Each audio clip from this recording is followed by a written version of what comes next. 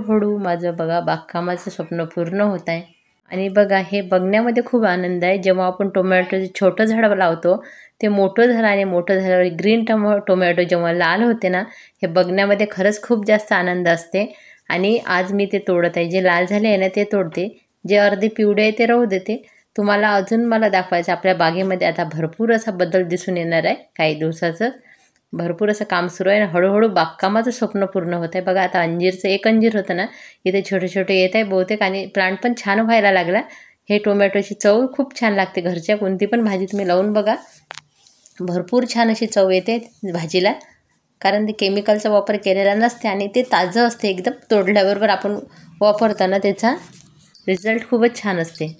आणि बघा आता हे थोडेसे असे जरी तोडले ना, याच्यापेक्षा थोडे पिवळे नसेल झाले ना तरी ते काढून ठेवले की होतातच, पण मी झाडावर पूर्णपणे होऊ देते म्हटलं म्हणून अर्धे तसेच सोडले, थोडेसेच तोडले। आणि काही शेंगा होत्या ना त्या पण काढल्या, कारण माहीत आहे काय याच्यावर, आणि याच्यावर थोडीशी अशी मावा कीड दिसून आलेली आहे मला। आणि ती पण बघा म्हणजे एवढ्यात आहे ना ते कामच करणं झालं नाही काही बागेला। मध्ये मध्ये ऑर्गॅनिक गोष्टीचा उपयोग केला ना तर कीड दूर होऊ शकते।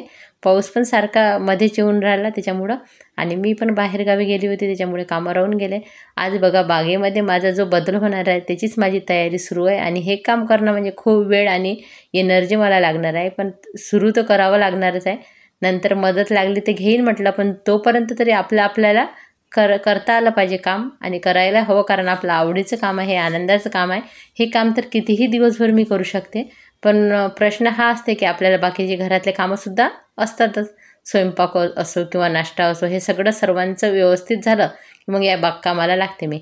बघा आता वर पण खूप गाळ जमा झाला होता पावसामुळे, ते होल बंद झाला आणि गाळ तयार झाला होता। पण याच्यात मला अजून एक प्रयोग करून बघायचा आहे, या गाडात काहीतरी लावून बघायचं आहे। ते नंतर मी तुम्हाला दाखवेलच, जर चांगलं झालं तर रिझल्ट कसा, आणि खराब झाला तरी दाखवेल। आणि टोपले वगैरे सर्व मी इकडे सरकवत आहे, कारण माहीत आहे का हे खूप मोठे मोठे सर्व आहे आणि एवढं उचलायला मला खूप जास्त वेळ आणि हे लागणार आहे। त्याच्यामुळे मी काय केलं, आता हे थोडंसं सरकून घेतलं, जिथलं सरकवलं ना बघा, कारण मी जी गोष्ट बनवताना बागेमध्ये ह्या सर्व गोष्टी पसारा ठेवण्यासाठी बघा अशा कॅनमध्ये मी काही आपण लिक्विड खाद वगैरे बनवतं ना ते आहे, आणि त्याच्यामुळे आहे ना बागेमध्ये हळूहळू पसारा होतच आहे। आणि इथे बघा जे काही मी आधी ठेवलेलं होतं ना, आता स्टँड बनवण्याचं काम सुरू आहे, तो व्हिडिओसुद्धा घेतलेला आहे मी, तो दाखवेल तुम्हाला। आणि बघा खाली अशा पद्धतीने चिखल ईट ठेवल्यामुळे बघा असे प्रकार, म्हणजे गच्ची थोडी खराबच दिसायला लागली होती।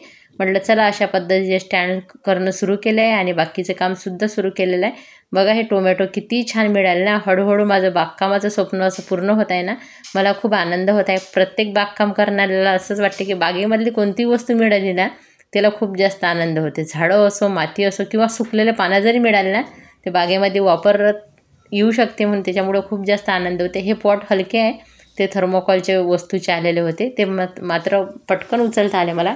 पण बाकीचे टोपले बघा आता तिकडे मी सरकवलं, आता इकडची साईड मी छान स्वच्छ धुवून घेते, कारण मला स्टँड ठेवण्यासाठी जागा करावं लागणार। आणि हळूहळू हे काम करायचं आहे, कारण एका टाईमला तर शक्य होणार नाही। आणि तुम्हाला दाखवते पुढचा व्हिडिओ मी काय काय केलेलं आहे तर इथलं। आणि माझं असं छोटंसं स्वप्न असं पूर्ण होत आहे ना, याचा मला खूप आनंद होत आहे।